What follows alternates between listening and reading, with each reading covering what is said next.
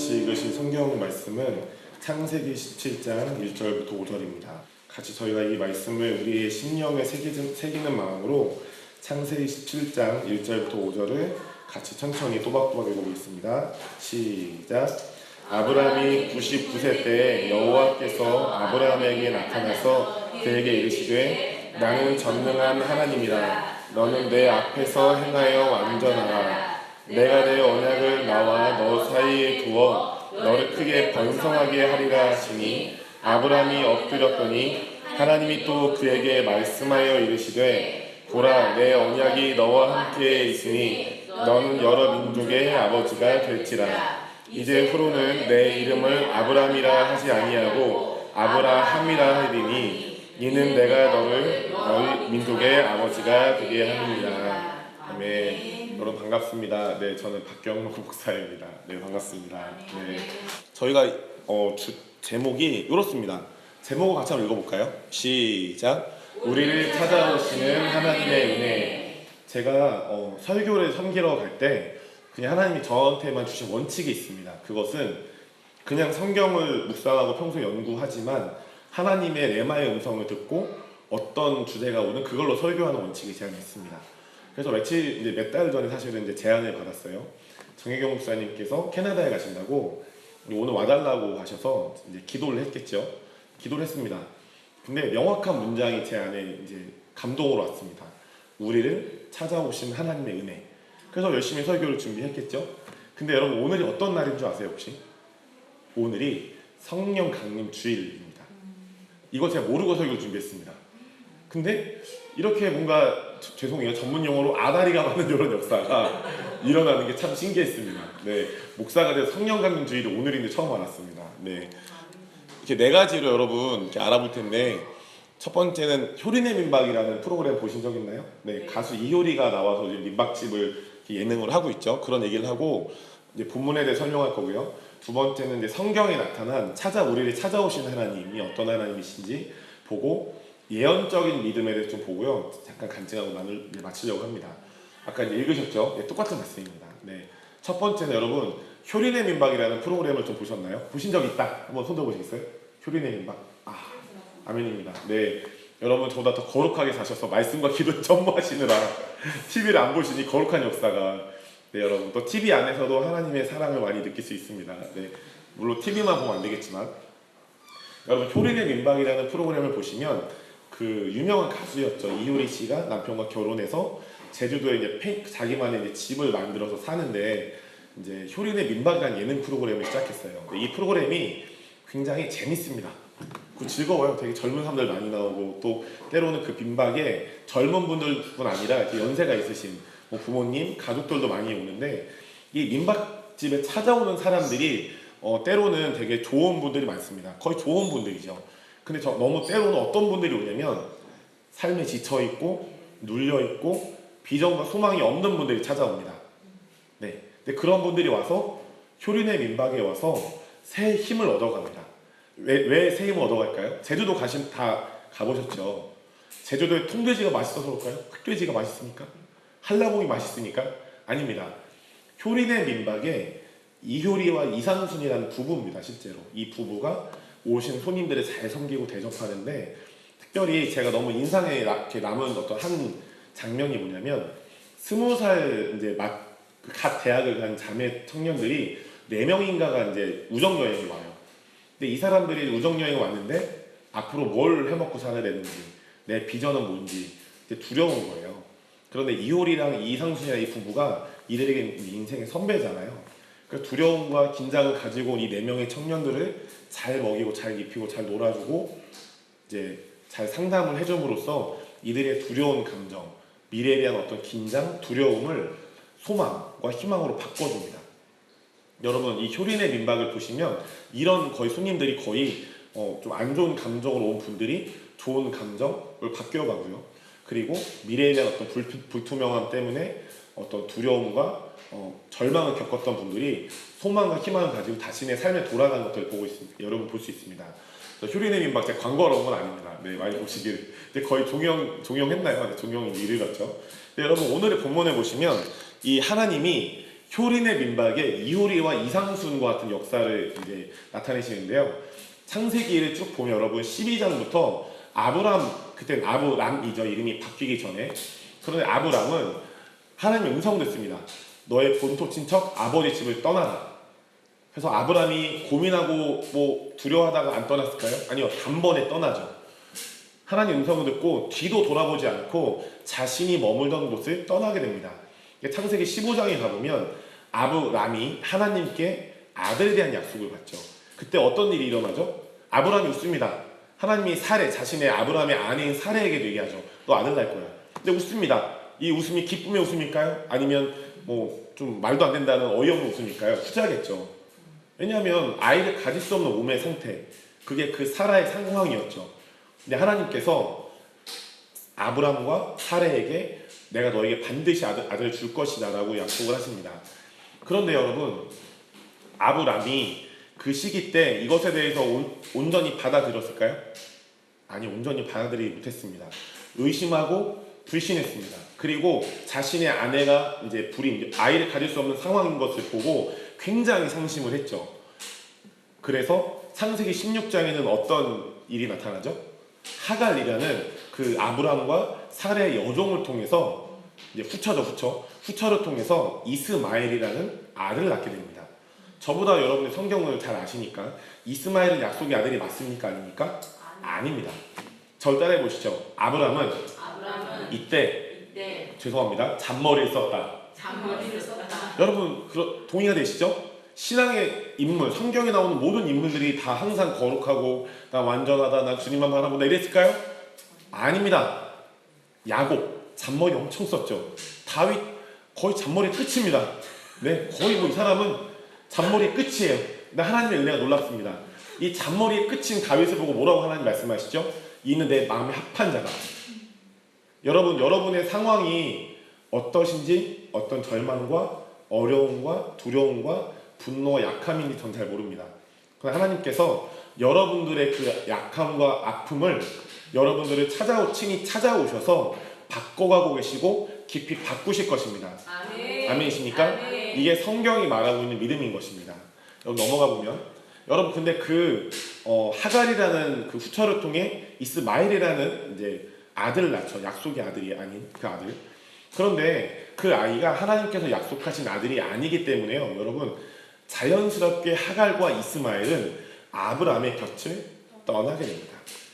근데 이게 왜 그러냐면 아브람이 하나님께 아들에 대한 약속을 받았어요.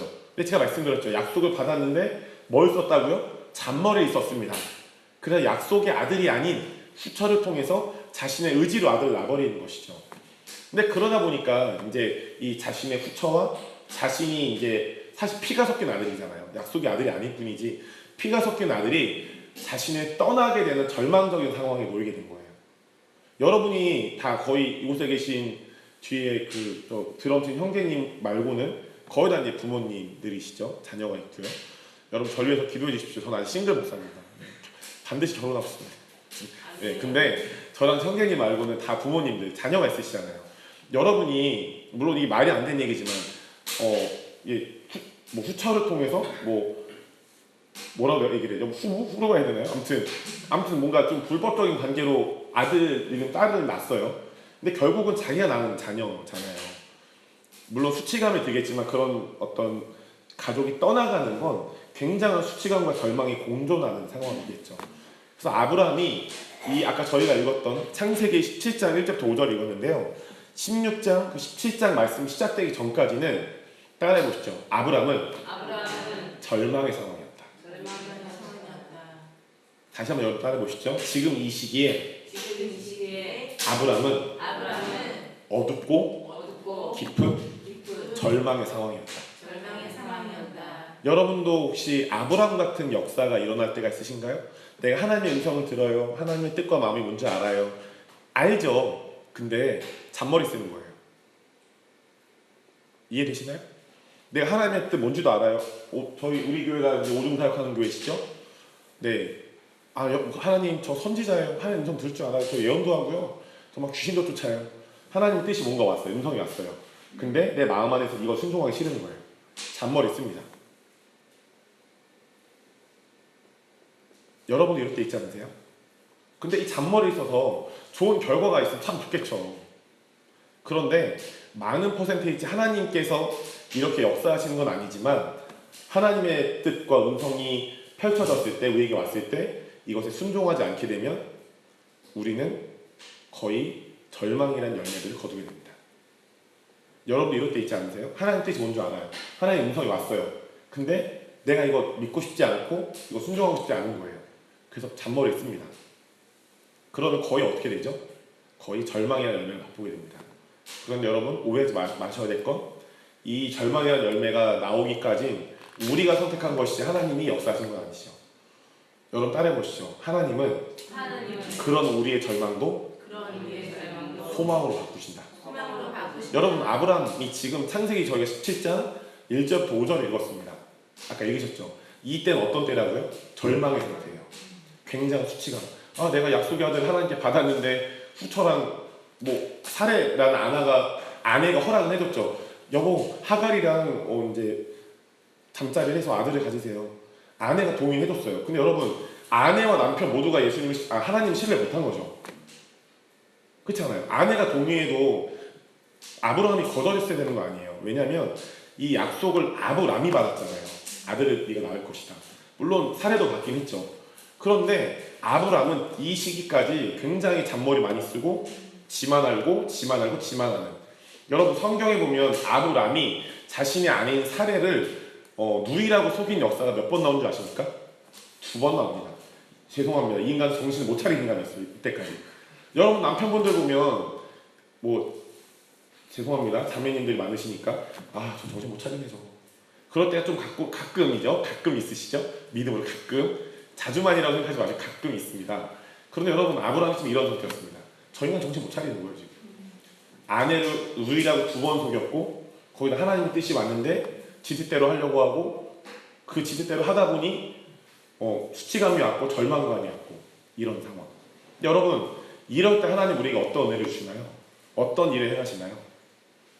저 따라해 보시죠. 이럴 때 하나님은 우리를 찾아오신다. 여러분 우리가 살아가면서 하나님의 음성을 듣고 하나님의 약속들을 받죠. 그런데 잔머리 쓰고 이 약속대로 음성대로 살지 않으려고 할 때가 너무나 많습니다. 그러다 보니 아까 말씀드린 대로 우리가 그때 거두는 우리의 삶의 열매들은 절망과 실패와 좌절입니다. 그럴 때 하나님은 우리에게 찾아오십니다. 아멘. 우리에게 찾아오셔서 우리의 어떠함을 하나님의 것들로 바꾸십니다. 아멘. 여러분 성령 강림 주일입니다. 성령님을 우리가 높여야 되는 그런 주일인 것이죠. 아멘. 여러분 성령님이 왜 오셨죠? 언제 오셨죠? 제자들이 12사도들이 성공할 때 와 내가 3,000명 살렸어. 내가 안진뱅이 일으켰어. 와 내 이쁜 여자랑 결혼했어. 이렇게 찾아오나요? 아니요. 예수님 부인하고 이들이 도망갔을 때 예수님이 먼저 찾아오시죠. 그리고 예수님이 그 제자들을 다시 정멸시킵니다. 그 기도하지 않을래? 성령님이 오실 거다. 네. 그리고 그 기도에 순종했을 예수님의 말씀에 기도하라는 말씀에 순종했을 때 성령님이 찾아오시죠.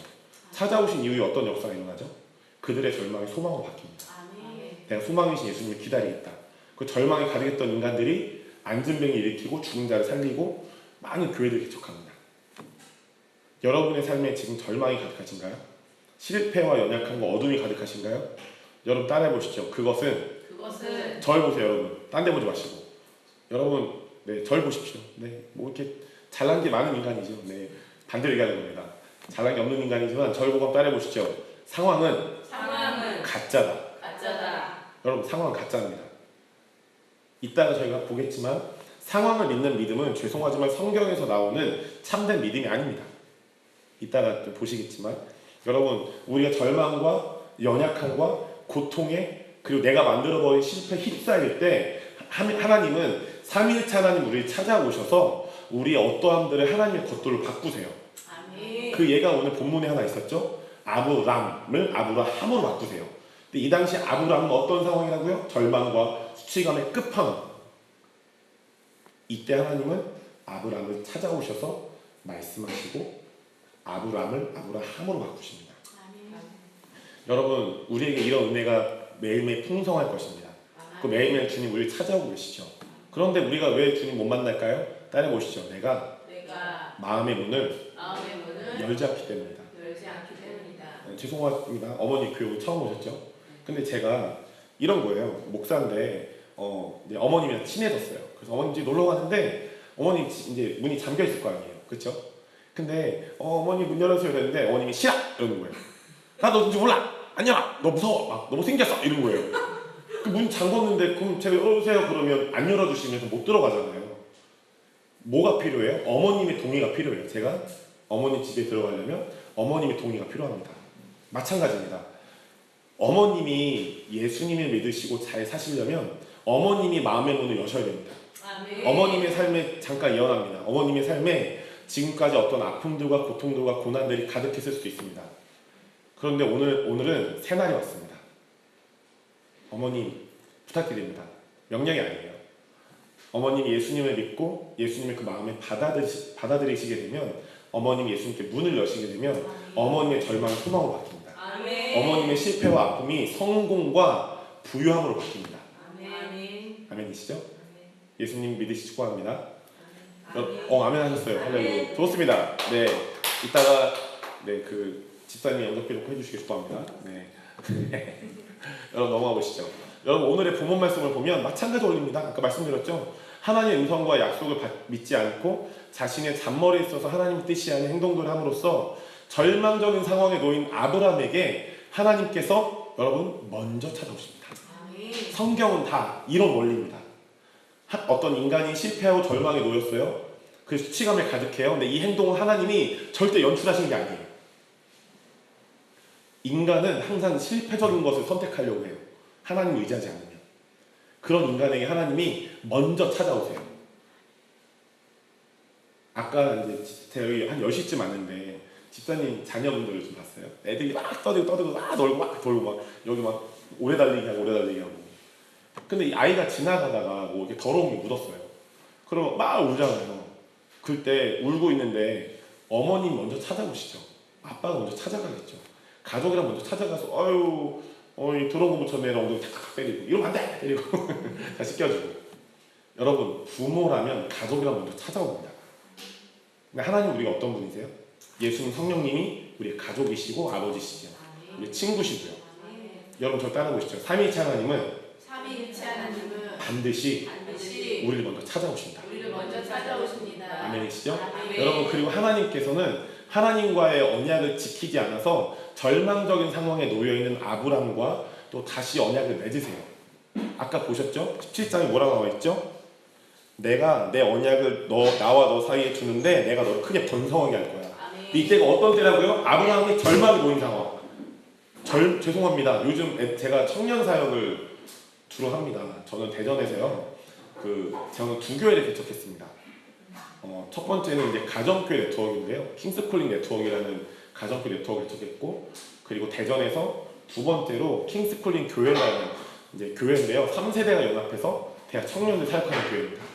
두 교회를 개척했는데 여러분 청년들 섬기다 보니 좀 이렇게 입술이 조금 이제 좀 청년들과 비슷한 언어가 나오는데 죄송합니다. 요즘 청년들 말로 아브라함은 굉장히 찌질인 거예요.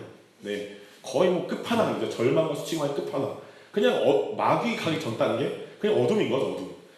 그런 아브라함에게 주님 말씀하시죠. 내가 너와 새 언약을 했는데 내가 너를 번성하게 할 거야. 여러분이 사업이든 재정이든 뭐 가정이든 실패를 계속 겪고 계신가요? 절망적인 상황이신가요? 하나님께서 오늘 찾아오십니다, 여러분. 아멘. 언약하십니다. 내가 아멘. 너를 크게 번성하게 할 거야. 아멘. 내가 너를 크게 부유하게 할 거야. 아멘. 여러분 오늘 우리가 함께 예배하고 또 교제하고 성령님과 예수님과 하나님의 찾아오심을 통해 여러분의 절망과 실패와 연약함이 강함과 부유함과 성공으로 번성케 되면 바뀌시기 축복합니다. 아멘. 여러분 이것이 진리입니다. 아멘. 그래서 아브라함의 이름을 아브라함으로 바꾸신 역사가 나와 있죠. 여러분 성경에 보면 삼위일체 하나님은 먼저 우리를 찾아오시고 우리를 찾아오셔서 우리의 어떠함들을 하나님의 것들로 바꾸십니다.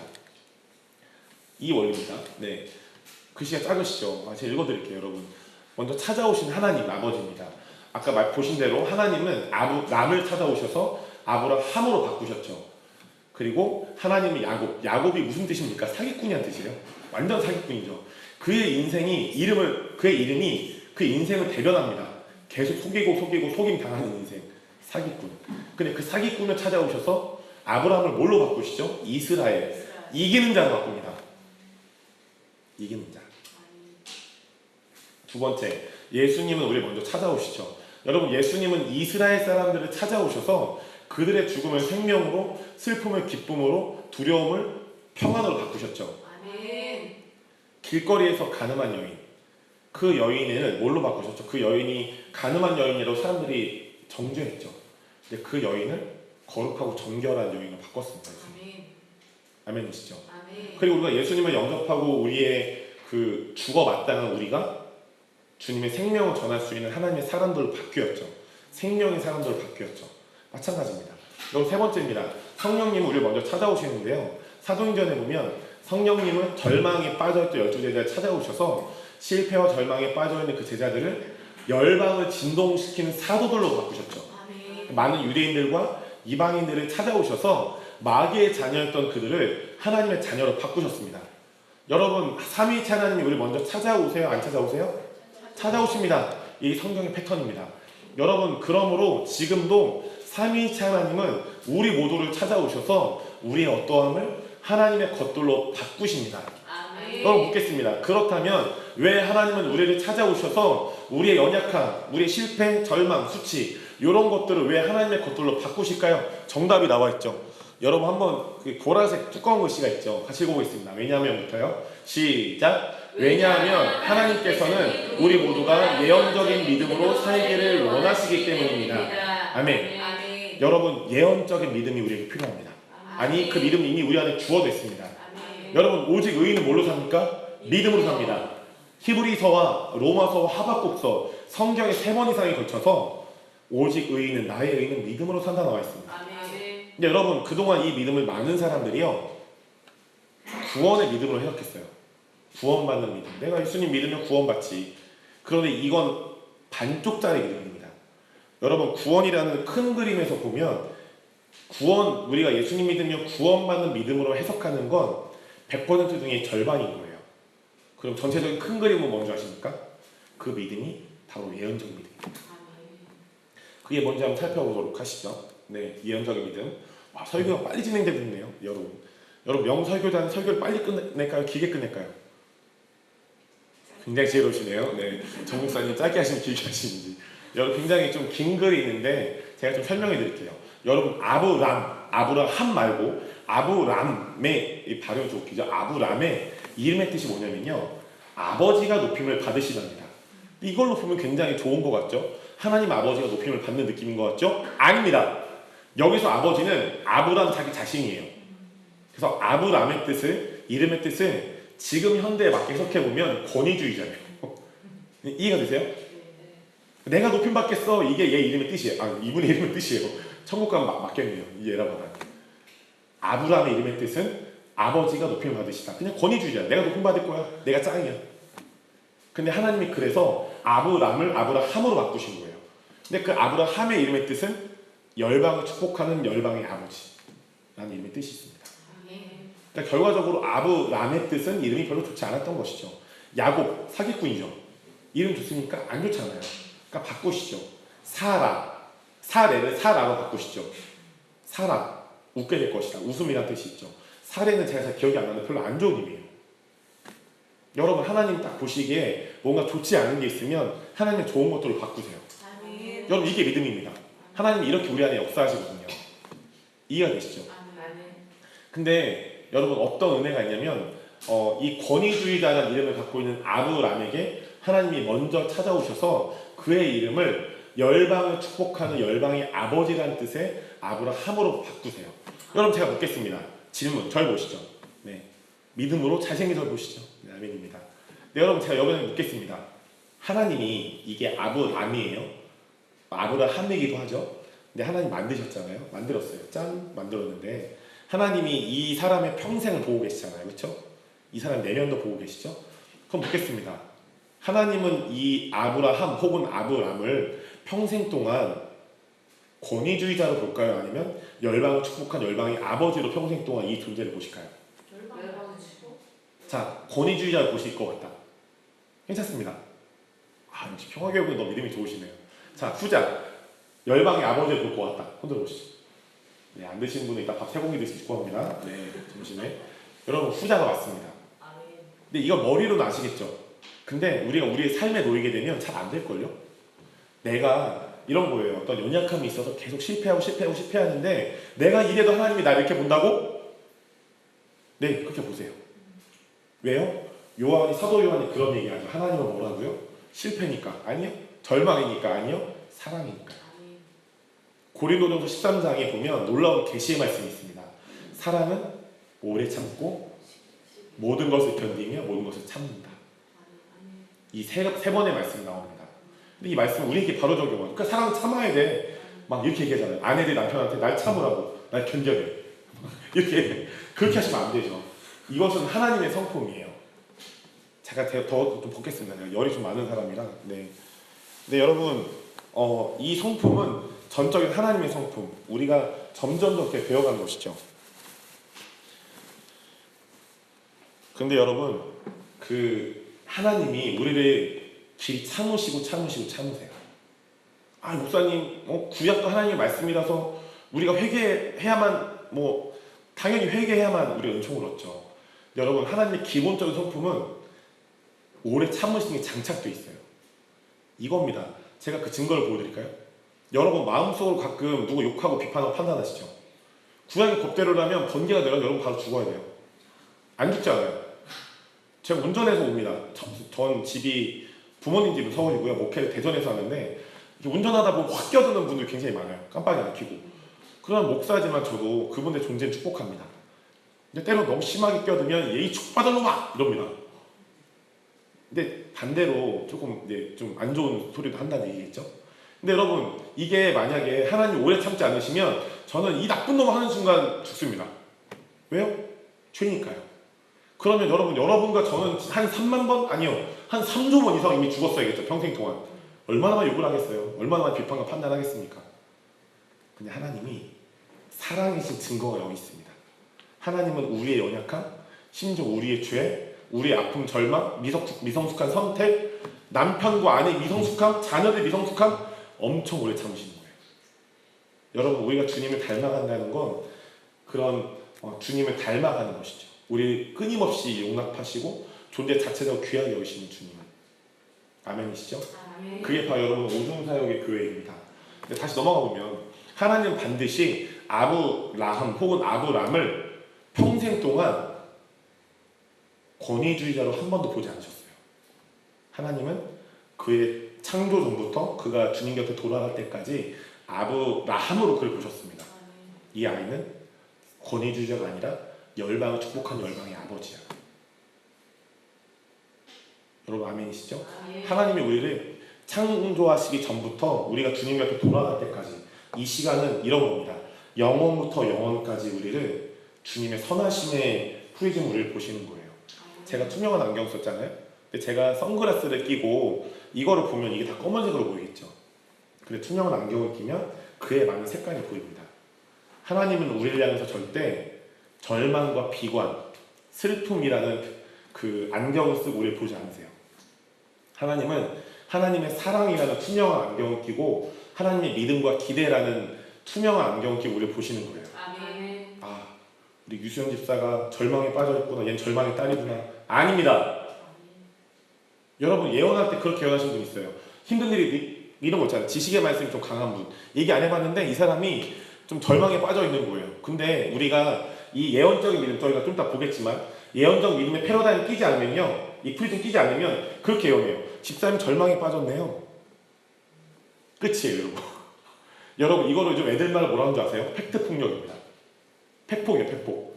그냥 소망과 희망을 얘기해 주는 게 아니라 너 그렇구나, 끝, 잘 가라, 이거예요, 쉽게 말하면. 여러분 죄송하지만 이건 미성숙한 예언입니다. 예언이 아니라는 건 아니에요. 미성숙한 예언. 주변에 이런 예언을 하신 분 혹시 계시다면 내적 치유를 빨리 받도록 기도해 주길 축복합니다.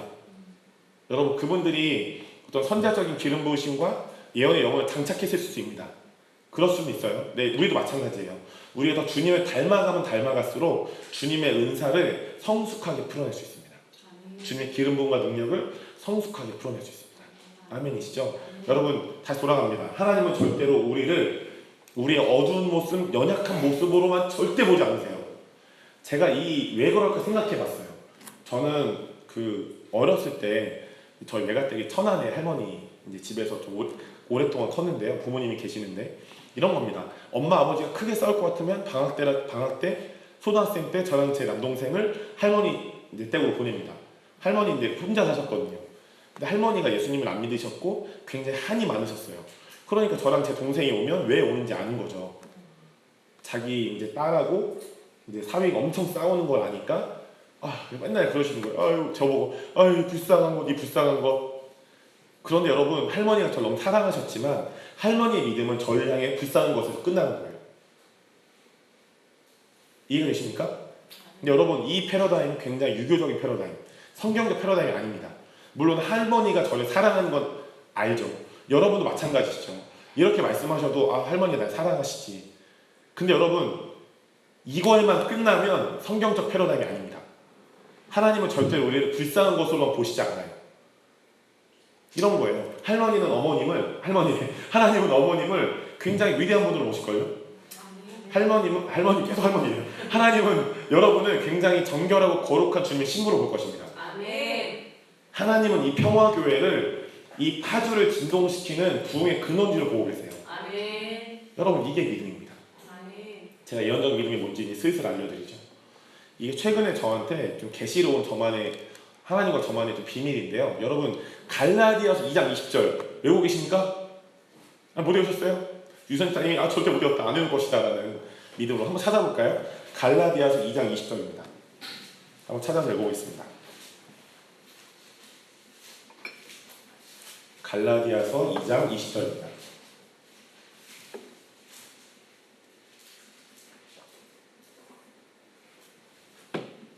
갈라디아서 2장 20절 찾으신 줄 알고 같이 읽어보겠습니다. 시작. 내가 그리스도와 함께 십자가에 못 박혔나니 그런즉 이제는 내가 산 것이 아니요 오직 내 안에 그리스도께서 사신 것이라. 이제 내가 육체 가운데 사는 것은 나를 사랑하사 나를 위하여 자기 몸을 버리신 하나님의 아들을 믿는 믿음 안에서 사는 것이다. 아멘이시죠? 이 말씀 많이 보셨을 겁니다. 그리고 이 말씀을 죄송합니다. 여러분이 많이 회개할 때 이 말씀을 보셨을 겁니다. 이거 봐, 제가 회개할 때 박경무 네가 너무 네 자신 살아있어서 야 너 아직 십자가에서 안 죽었구나 이럴 때 많이 보시죠. 이 말씀에 놀라운 비밀이 숨겨져 있습니다. 여러분 말씀 후반부에 보면 이런 구절이 있어요. 하나님의 아들을 믿는 믿음 안에서 우리가 살게 된다. 산다라는 말씀이 있어요. 이 말씀은 영어 성경으로 특별히 킹제임스 버전 찾아보면 이 하나님의 아들을 믿는 믿음이요 하나님의 아들의 믿음으로 써 있습니다. 네, 보고 계신가요? I live by faith of the Son of God. 하나님의 아들의 믿음으로 내가 산다 나와 있습니다. 여러분 이 하나님의 아들의 믿음은 뭐죠? 예수님의 믿음이에요. 근데 그 예수님이 삼위일체 하나님 중에 한 분이시죠. 그럼 여러분 절 따라해 보시죠. 내가 예수님을 믿으면 내가 예수님을 구원자와 주인으로 믿게 되면 자신의 손을 가슴에 대시고 나는 반드시 하나님의 믿음으로 살게 되는 것이다. 아멘이시죠? 네, 손 떼셔줬습니다. 여러분 이 믿음이 바로 예언적인 믿음이에요. 여러분의 안에 있는 믿음이 하나님의 믿음입니다. 하나님의 믿음. 그 오직 의인은 믿음으로 산다 할 때 이 믿음은 구원의 믿음도 있지만 이 하나님의 믿음인 거예요. 이 하나님의 믿음이 뭘까요? 이겁니다. 여러분 십자가에서 죽으시고 부활하신 예수님은 삼위일체 하나님 중에 성자 하나님이시죠. 그런데 그 성자 하나님이신 예수님은 십자가와 부활의 역사로 우리에게 놀라운 것들을 주셨는데요. 여러분 그 중에 하나가 뭐냐면 우리를 통해 하나님의 아들의 믿음, 하나님의 믿음, 결국 그게 하나님의 믿음이죠. 하나님의 믿음으로 살게 하시는 거예요. 네, 넘어가고 있습니다. 근데 여기서 우리가 알아야 될 게요. 여러분 이 예언적인 믿음을 알기 위해서는 다른 한 가지의 믿음을 구별해야 됩니다. 여러분 상황적인 믿음이 있고요. 예언적 믿음이 있습니다. 저를 한번 보시겠어요? 여러분 삼위일체 하나님은 예언적이세요.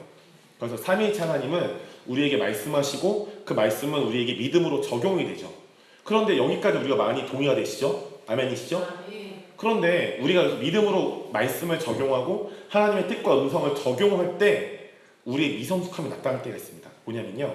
여기서 우리가 하나님이 쓰기 원하시는 우리가 써야 할 믿음은 하나님의 믿음, 즉 예언적 믿음입니다. 그런데 우리가 분별하지 않고 구별하지 않으면 우리는 예언적 믿음으로 가기보다는 상황적 믿음으로 갑니다. 자, 상황적 믿음이 뭐냐면 이런 겁니다. 이게 어떤 사람이에요. 박경록이라는 사람입니다. 예를 들어, 전 절대 그러지 않습니다. 예를 들어 이 사람이 상황적 믿음으로 보면 음란한 사람이에요. 전 그러지 않습니다. 네, 저는 음란하지 않아요. 예를 든 거예요. 박경록이라는 사람인데 굉장히 음란합니다. 근데 우리가 예언적 믿음이 없으면 이 사람을 위해서 중보하고 사역을 해주는데 이렇게 기도하는 거예요. 하나님, 박경록 목사가 굉장히 음란해요. 아유, 음란합니다. 이렇게 끝이에요. 주님, 이 사람을 깨끗하게 해주시고 불쌍하게 해주세요. 물론 좋은 기도죠. 예언적 믿음 뭐냐면요. 하나님은 이 사람을 처음 만드실 때 거룩하고 정결한 사람으로 만드신 거예요. 그런데 나중에 마귀의 공격이나 이 사람의 미성숙함이 이 사람이 그 원래 하나님 만드신 디자인, 거룩하고 정결한 사람을 살지 못하게 하는 것이죠. 예수님이 길거리에서 가늠한 여인에게 야, 이 더러운 여자야 이러셨나요? 안 그러셨어요. 근데 우리는 그래요. 그런 거 있잖아요. 예를 들어 박경록이라는 사람이 음란해요. 그럼 이 사람 기도해주고 중보도 하는데 그냥 음란한 사람으로 끝나요. 여러분, 이거는 하나님 원하신 믿음이 아니에요. 예언적 믿음은 하나님이 이 사람 만드신 원래 디자인, 거룩하고 정결한 사람이란 디자인으로 믿고 바라봐주고 섬기는 것입니다. 아멘이신가요? 아멘. 여러분이 어떤 실패와 절망이 있든 하나님은 여러분을 부요하고 형통하고 복을 받고 잘된 사람으로 만드셨고 그렇게 창조하셨고 빚어가고 계세요. 근데 지금 제 말을 믿지 않으신다면 여러분은 예언적 믿음이 아니라 상황적 믿음으로 충만하신 거예요.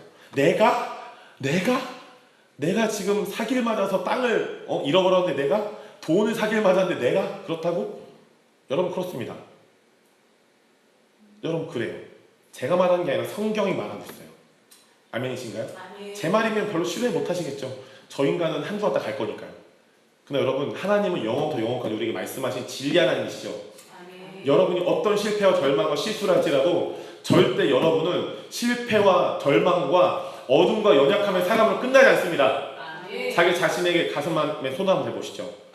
그 절대로 외쳐주세요. 나는 성공의 사람이다. 성공의 사람이다. 나는 나는 부요의 사람이고 부유의 사람이고 나는 나는 소망의 사람이고 소망의 사람이고 나는 나는 축복의 사람이고 축복의 사람이고 나는 나는 예언적인 예언적인 믿음의 사람이다. 믿음의 사람이다. 네, 손 떼셔도 좋습니다. 아멘이시죠? 아멘. 그럼 이게 진리입니다. 근데 이게 주님 없이 그냥 말씀 없이 복음 없이 하는 게 아니라 복음과 말씀이 우리에게 계속 말씀하고 있는 건 이거입니다, 사실. 자, 여러분 이제 상황적인 믿음과 예언적 믿음을 한번 성경으로 볼까요? 네, 넘어가네요. 네, 누가복음 17장 6절을 보면요, 이런 거예요. 너희에게 겨자씨 하나만한 믿음이 있었더라면 이 뽕나무더러 뿌리가 뽑혀 바다에 심기어하였을 것이요 그것이 너희에게 순종하였으리라. 여러분, 여기서 보면 상황적인 믿음이 뭐예요? 믿음이 겨자씨만 하다. 야, 네 믿음 어디다 써? 겨자씨 본 적 있으세요? 겨자씨가 후추 하나보다 작아요. 어떤 외국 선지자가 집회하러 왔는데 저희 교회 뭘 줬어요. 잘 들래요. 들어봤는데 후추 하늘보다 작아요, 겨자씨가. 이 믿음은 굉장히 작죠. 상황을 보면 작아요. 근데 예언적 믿음, 여기 나온 이 말씀에 나온 예언적 믿음은 뭐죠? 그 믿음이 있다면 뽕나무를 뽑아버리는 거예요. 뽕나무를 뽑아서 바다에다가 나무를 심는 거래요. 근데 여러분, 바다에 나무를 심을 수 있어요? 아니, 절대 못 심어요. 무슨 말이죠? 상황적 믿음은 그 믿음이 작다, 연약하다. 그런 예언적 믿음은 그 믿음이 있다면 모든 기적을 일으킬 수 있다는 겁니다. 아멘.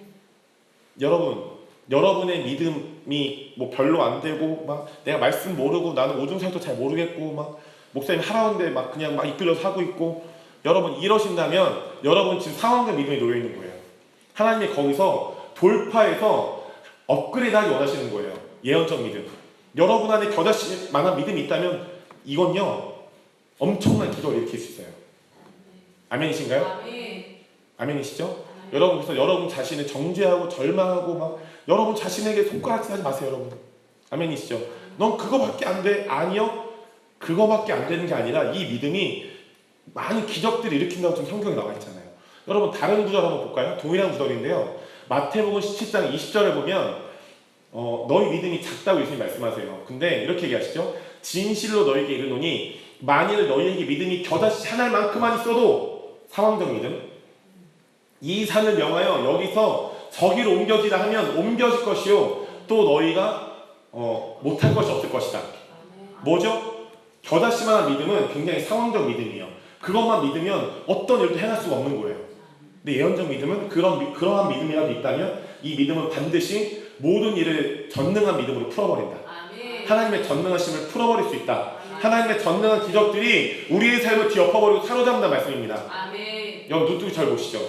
여러분 마귀의 참소 플러스 여러분을 정죄하신 음성에서 이제 벗어나셔야 됩니다. 제가 아는 동생이 이런 친구가 있어요. 그 중고등학교 때부터 아버지가 부모님이 있는데 이름이 유재석이에요. 연예인이랑 똑같죠. 많은 사람들이 오해한대요. 네, 근데 연예인 유재석이 아니라 기자예요. 신문 기자인데요. 이 친구가 공부를 잘했어요. 전교 막 3등, 계속 2등 하는데 이 중고등학교 때부터 공부를 잘해왔어요. 근데 아버지가 굉장히 완벽주의자. 죄송합니다 말해서 아버지가 이 아들한테 뭐라고 했냐면 전교 2, 3등 잘했잖아요. 박수 쳐주고 싶죠. 근데 이 아버지가 이 아들한테 뭐라고 했냐면 재석아 네가 전교 1등 안 하면 넌 쓰레기야. 넌 내 아들이 아니야. 진짜로. 그래서 이 아들이 이 아버지의 말에 분노하고 자신이 쓰레기가 아닌 걸 입증하기 위해서 계속 전교 1등을 해왔습니다. 교회도 다녔고요. 예수님도 믿었어요. 대학교 수석으로 왔습니다. 서울시립대. 근데 이거는 계속 반복되는 거예요. 전교 1등을 하는데 계속 그런 생각이 들더래요. 난 쓰레기야. 난 쓰레기야. 난 쓰레기야. 난 쓰레기야. 너무 극단적인가요? 여러분에게도 이런 걸 있지 않으실까요? 나의 부모님이 다른 사람들이 나에게 해놓은 거짓말들. 넌 이런 사람이야. 넌 형편없어. 너 진짜 별로야. 넌 할 줄 아는 게 뭐가 있냐? 저희 아버지는 실제로 굉장히 모든 걸 잘하세요. 어렸을 때부터 아버지 이제 전기 일을 하셨고 여러 경험이 많으신데 저 어렸을 때 잘 못할 수 있잖아요. 중학생 때 뭘 알겠어요. 막 드라이버 막 지금 잘하는데 드라이버로 막 돌리다가 막 못 떨어뜨리고 다시 할 수도 있고. 근데 그런 아버지가 저한테 계속 이 말을 던지신 적이 있어요. 장난인 건 알겠는데 너 맹추야. 너 완전 맹추야. 너 일 하나도 못해. 전 제 자신이 20살, 한 25살까지 전 제가 진짜 아무것도 못한 인간인 줄 알았어요. 근데 알고 보니까 이건 상황적 믿음이었던 거예요. 아버지가 나에게 해놓은 거짓말들. 나중에 아버지가 그때 사과하셨어요. 그때 아버지는 예수님 믿지 않으셨을 상태. 회복이 되시고 저한테 사과하셨죠. 알고 보니까 저는 어렸을 때부터 아버지가 그런 말을 어렸을 때 계속 던지고 그래요. 너 맹추야. 너 하는 거 잘할 줄 아는 게 네가 뭐냐? 너 그래 밥 벌어 사겠냐? 밥 벌어 먹고 있죠. 여러분 앞에 설교하고 있습니다. 밥 잘 먹습니다. 아침에 먹고 왔습니다. 전 제가 맹추인 줄 알았어요. 그동안. 아무도 못하는 맹추인 줄 알았습니다. 근데 어느 날 저에게 예언적 믿음이 왔습니다. 아니야. 너는 기적을 일으킬 사람이야. 주님 저한테 말씀해 주셨어요. 너를 통해 나의 기적을 일으킬 거야. 아멘입니다. 최근에 제가 가정기 네트워크 한다고 했잖아요. 저희 교인들의 주 가정이 제주도에 있습니다. 일주일에 한 번씩 전화를 외웁니다. 주일에는 제가 가난 성도들인데 지역교회 정착을 시켰고 주중에는 저랑 전화를 외웁니다. 제주도 매주 갈 수 없잖아요. 근데 한 그 가정에 어머님의 딸, 자녀가 셋인데 첫째가 초등학교 3학년. 근데 요즘에 초등학생들이 이렇게 소아암이 많이 온대요. 이 아이가 무릎에 암이 온 거예요. 이 정도 크기에. 근데 이 교회는 성령사역을 하지 않는 교회, 오중사역을 하지 않는 교회죠. 기도해줬습니다. 전화로요. 그 다음날 바로 암이 녹아버렸습니다. 여러분 제가 잘나서 그런 걸까요? 아닙니다. 여러분 아닙니다. 오중사역이 성경의 진리 안에 있죠. 성경의 진리를 따르고 불신하지 않고 의심하게 되면 하나님은 자연스럽게 기적을 일으킬 수밖에 없습니다. 이런 것이죠. 우리에게 겨자씨 하나를 만한 믿음이 있으면 나 별로야. 믿음 별로 작아요. 여러분 이거는 믿음이 사실 없는 거예요. 죄송합니다. 이런 얘기 많이 하셨나? 이거 믿음 없는 거예요. 다시 한번 말씀드릴게요. 믿음 없는 거예요. 요것만 믿으면. 근데 하나님 저 이거 있으니까 이제 기적을 일으킬 차례예요.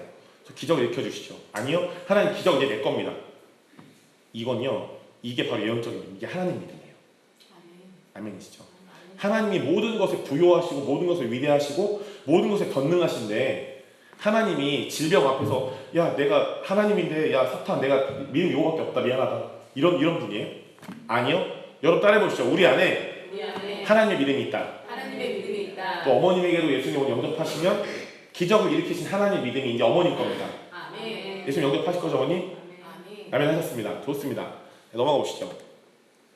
여러분 히브리서 11장 3절에 보면 믿음으로 모든 세계가 하나님의 말씀으로 지어진 것을 우리가 아나니 보이는 것은 나타나는 것으로 말미암아 된 것이 아니래요. 여러분 여기서 나오는 믿음은요 상황만을 믿는 상황적인 믿음이 아니라 바로 예언적 믿음인 거예요. 근데 이어서 11장 4절에 보면 이런 말씀이 있어요. 믿음으로 아벨은 가인보다 더 나은 제사를 하나님께 드림으로 위로운 자라 하시는 증거를 얻었으니 하나님이 그 예물에 대하여 증언하십니다.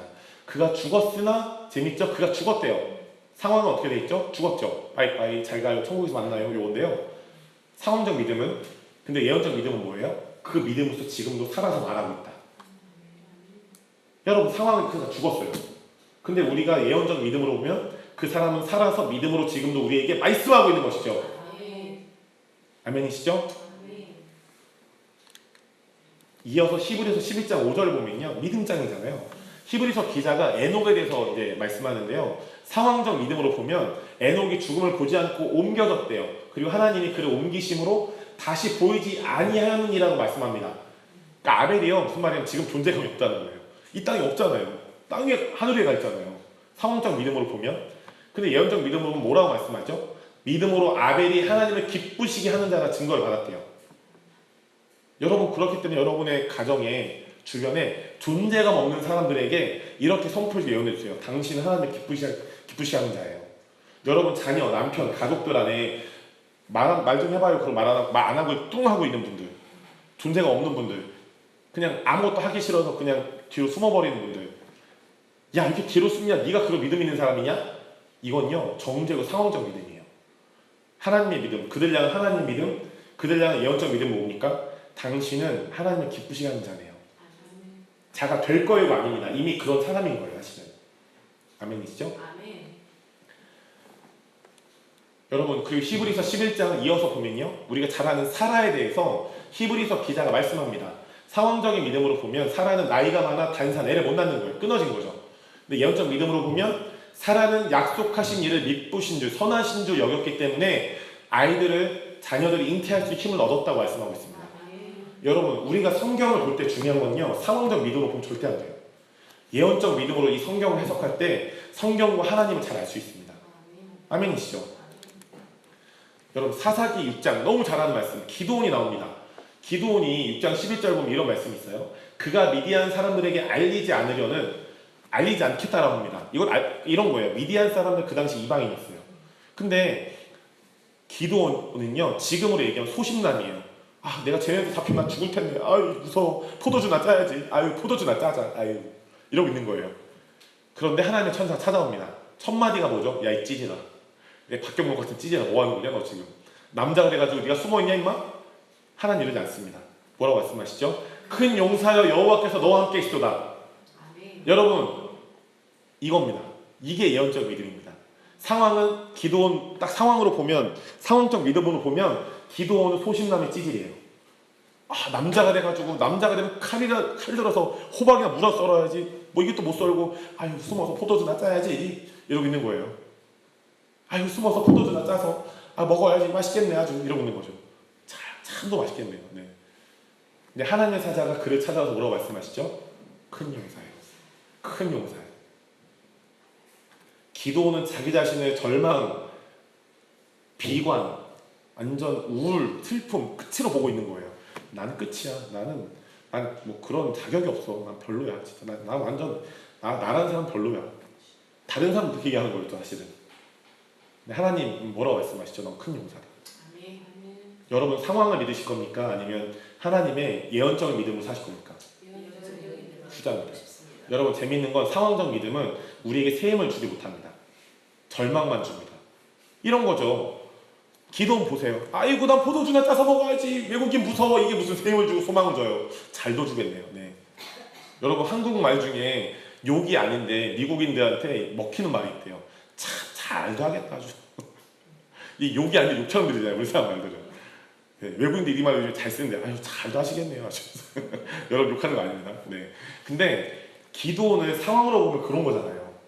근데 이 믿음은 가짜입니다. 상황은 가짜예요. 예언적 믿음 우리에게 소망을 주고 큰 힘을 줍니다. 근데 사실 이게 진짜예요. 여러분 자신에게 자문자답 해보세요. 여러분 죄송해요. 소심남이에요? 소심녀예요? 아니면 큰 용사예요? 여러분은 소심남, 소심녀 여기고 싶어요? 별로라고 여기고 싶으세요? 아니요. 전 그게 싫은데요? 그건 진리가 아닌데요? 아니에요, 여러분. 여러분, 진리가 우리를 자유케 하죠. 그런데 진리가 우리를 자유케 하는데 계속 우리에 대한 거짓말들이 있는 거예요. 나는 소심남이야, 난 소심녀, 난 이거밖에 안 돼. 그러니까 다른 사람 볼 때 어떻게 해요? 야, 넌 이거밖에 안 돼. 넌 소심녀야, 소심남이야. 우리 자녀들 볼 때도 그러지 않으세요? 너 이렇게 해서 뭐 먹고 살겠냐? 우리 아버지한테. 제가 들었던 말. 그럼 우리 아버지는 자기 자신에 대한 거짓말이 있었던 거예요, 보니까. 야, 저희 아버지 성함이 박자, 문자, 철자인데, 야, 강문철, 너는 그거밖에 안 돼. 넌 별로야. 여러분, 내가 나를 작게 여기면요. 그러니까 좋지 않게 진리가 아닌 걸로 진짜 막 볼품없게 여기면 나는 반드시 다른 사람들 그렇게 여기게 돼요. 아멘이시죠? 그게 자녀든 남편이든 가족이든 자기 자신이든. 여러분, 의인은 뭘로 삽니까? 믿음으로 삽니다. 그 믿음은 구원받는 믿음뿐 아니라 예언적 믿음이 반드시 포함되어 있습니다. 아멘이시죠? 자, 거의 후반에 가고 있습니다. 많이 시작하신가요? 네, 인간 이렇게 끝내가지고. 네, 오늘 처음만 저는 오고 또 올지 모르겠지만, 네, 할 수 있는 데까지 하고 있습니다. 네. 그러면 우리는 여러분, 우리의 삶에서 상황적 믿음과 예언적 믿음을 잘 구분하고요. 예언적 믿음으로 생각하고 말하고 행동해야 합니다. 여러분, 예수님이 유대인들에게 재미를 말씀하셨죠. 구하는 것은 이미 받은 줄로 믿어라. 말도 안 되는 거죠. 전 지금 배우자가 없습니다. 여자친구도 없어요. 상황으로 보면 기도했는데 주님 배우자를 주시고 여자친구 주세요. 없지 않아요. 이걸 믿으라고? 근데 성경에서 예언적 믿음 뭐라고 말씀하고 있습니까? 이미 받은 것은, 구한 것은 받은 줄로 믿어라. 기도했으면 그거 와 있는 거예요. 이게 진짜인 거예요. 이해가 되십니까? 여러분 저 따라해보세요. 상황적 믿음은 내 안에 결핍을, 부족을 자꾸 만든다. 이런 원리입니다. 저는 그러지 않는데 한번 가정을 해볼게요. 저는 싱글 목사입니다. 교제하는 자매도 여자친구도 배우자도 없습니다. 근데 제가 예언적 믿음이 없다면 하나님한테 기도하고 사람들이 말한답시고 이렇게 얘기하는 거예요. 하나님, 여러분 제가 믿음이 있는데요, 제가 배우자가 없어요. 여자친구도 없고요. 아, 슬프다. 이래서 내가 어떻게 결혼하지? 절망과 소망 없으면 휩싸이는 거예요. 패배감 휩싸이는 거죠. 힘을 얻지 못해요. 저를 위해서 기도해 주세요. 제가 어떻게 살아야 될까요? 이건 주님 원하시는 믿음이 아니에요. 아멘이시죠? 주님 원하시는 예언적 믿음은 제가 이것을 기도했다면 주님이 배우자 주셨어요. 아니 박목사님 눈에 안 보이는데요? 아, 눈을 안 보이는 게 뭐 소망이 아니죠. 눈을 보이면 소망인가? 로마서 말씀 기억하시죠? 눈으로 보이는 게 소망이 아니다. 여러분 소망 눈으로 안 보입니다. 예언적 믿음 때문이죠. 저는 배우자에서 기도했습니다. 이미 와 있어요. 제 안에. 제 곁에 가까이 와 있겠죠. 그리고 아름다운 가정을 꾸렸습니다. 네. 그리고 많은 하늘의 부유함과 좋은 것들이 저에게 와 있습니다. 왜요? 전 구했으니까. 전 구했으니까 받은 줄로 믿습니다. 여러분 이게 바로 예언적 믿음이에요. 상황을 믿는 건 죄송하지만 믿음이 아닙니다. 절 따라해보시죠. 상황을 믿는 건 믿음을 가장한 의심과 불신이다. 아멘이시죠? 여러분 그래서 예언적인 믿음으로 기도 여러분 하셨다면 여러분이 구한 건 이미 여러분에게 와 있습니다. 또 기도 안 하셔도 돼요. 여러분 이런 거 있잖아요. 돈이 필요한 거예요. 내가 빚이 졌어요. 갚아야 돼서 주님 돈 주세요 했는데 돈이 조금씩 오기 시작해요. 부족해요. 이거 봐요. 온 줄로 믿으면 계속 그게 실제가 돼서 진짜 더 많이 와요. 아까 말씀드렸죠. 상황적 믿음은 부족만 일으킨다. 결핍만 일으킨다. 돈이 조금씩 오기 시작하는데 주님 이거 봐요. 더 안 왔잖아요. 이거 봐요. 이렇게 하면 어떻게 해요? 이거는요. 여러분 부족을 나타내는 결핍을 나타내는 상황적 믿음이지 성경적 믿음이 아니에요. 여러분의 기도가 바뀌시기 축복합니다. 여러분의 생각과 말과 행동이 바뀌시기 축복해요. 그럴 때 여러분이 진짜 하나님의 것들을 하나님의 풍성한 것들을 취하고 누릴 수 있습니다. 여러분에게 결핍과 부족이 있으신가요? 성경이 이렇게 말씀하고 있습니다.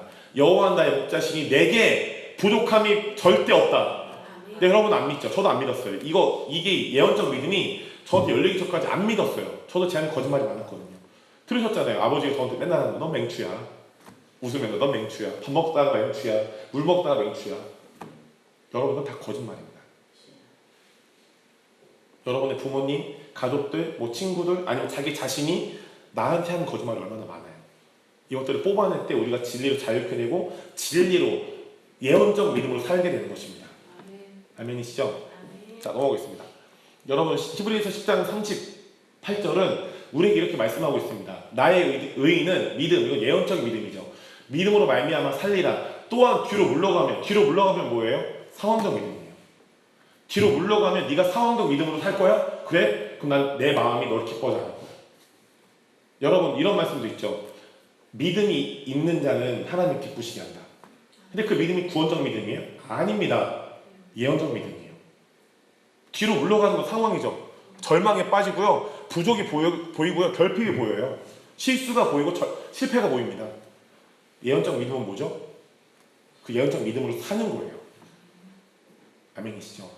여러분 하나님 우리를 찾아오셔서요. 삼위일체 하나님은 우리를 찾아오셔서 우리의 어떠함을 하나님의 것으로 바꾸시고 또 우리가 상황적 믿음이 아닌 예언적인 믿음을 살게 하신 것입니다. 여러분 이것이 우리를 찾아오신 하나님의 은혜예요. 제가 이제 짧게 좀 간증하고 밥을 원래 몇 시에 드세요? 12시. 네, 지금쯤. 네, 어차피 저는 오늘 맞다 또 언제 오를지 모르는 인간이니 네, 한번 해보겠습니다. 12시 반에 끝내도록 하죠. 저희 어머님이 저는 2남 중에 장남입니다. 저희 아버지가 있고 어머니가 계시고 저와 남동생이 있는데 저희 아버지 어머니는 여러분 지금 감리교회 다니시잖아요. 저희 어머니 아버지는 감리교회 권사님 집사님이세요. 지금 저희 모교회 섬기시고 전 독립교단 목사입니다. 그런데 어머니가 저를 낳으시기 전에 불신자셨어요. 아버지도 그때 불신자.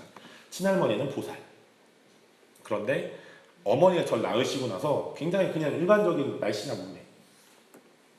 근데 정말 간디처럼 어머니가 말라가셨대요. 막 소화기관이 너무 안 좋고 힘들고 당연히 병원에 가겠죠. 어머님이 느꼈대요. 내가 뭔가 문제가 있다. 병이 있는 것 같다. 병원에 갔대요. 의사가 얘기했답니다. 당신은 1도 아픈 데가 없습니다. 건강합니다. 살이 막 이렇게 빠지고 막 아픈데. 그래서 어머님이 불신자였으니까요. 절도 가보고 굿도 해보고 무당도 불러갔대요. 하나도 안 낫고 더 심해지더래요. 어머님이 천안 시골분에서 자라신 시골 여자십니다. 그래서 어렸을 때 시골 교회 한번 가보신 적이 있는 거예요. 그래서 엄마가 정말 속냄새 치고 그냥 뭐 그런 은사 사역하는 데 말고 일반 전통적인 교회 가서 주일 예배를 드렸대요. 그때 불신자였으니까 찬양도 모르고 말씀도 모르고 막 얼마나 힘들겠어요.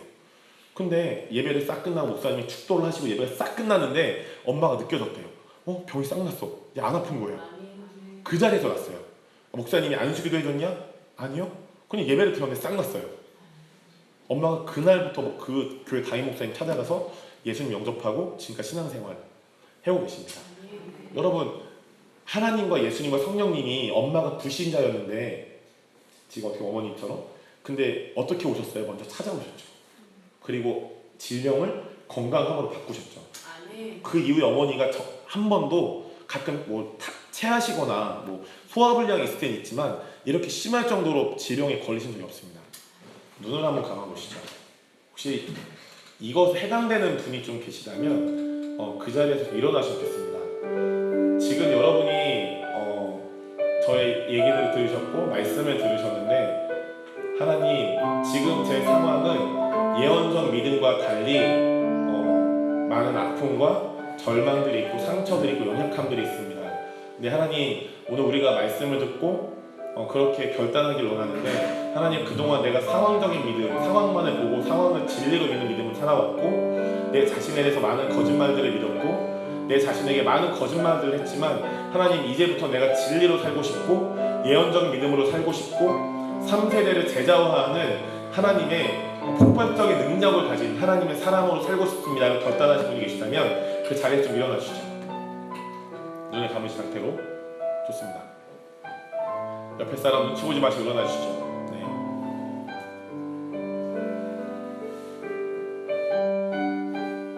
그리고 이 시간 우리가 눈을 뜨지 마시고 일어나신 분이 몇 분 계신데 그분들이 누구인지 밝히지 않겠습니다. 우리가 그 일어나신 분들 좀 위해서 같이 기도 놓겠습니다. 그리고 좀 부끄러워서 일어나지 않으신 분도 괜찮습니다. 일어나고 싶은데 일어나지 않으신 분들도 같이 자기 자신들을 위해서 다른 분들을 위해서 기도할 때 하나님 우리를 찾아오신 하나님의 은혜가 우리에게 좀 풍성하게 나타나서 지금 이 시간 우리를 찾아와 주시고 저를 찾아와 주시고 저에게 사랑의 인재로 덮어주시고 주님의 사랑의 음성을 말씀해 주셔서 우리의 연약함들, 아픔과 실패와 절망과 우리의 좌절과 절망이 하나님의 소망과 강함으로 하나님의 새 힘으로 하나님의 좋은 것들로 바뀌어지는, 그래서 예언적 믿음으로 우리가 살게 되는 놀라운 역사가 우리 안에 풍성하도록 지금 우리가 주여 세 번에 참 기도하겠습니다. 하나님, 이 시간 우리의 슬픔을 주님 기쁨으로 바꾸시고 우리의 절망을 소망으로 바꾸시는 하나님, 이 시간 믿음으로 일어나신 모든 분들을 주님 그 믿음으로 결단하신 모든 분들을 축복합니다.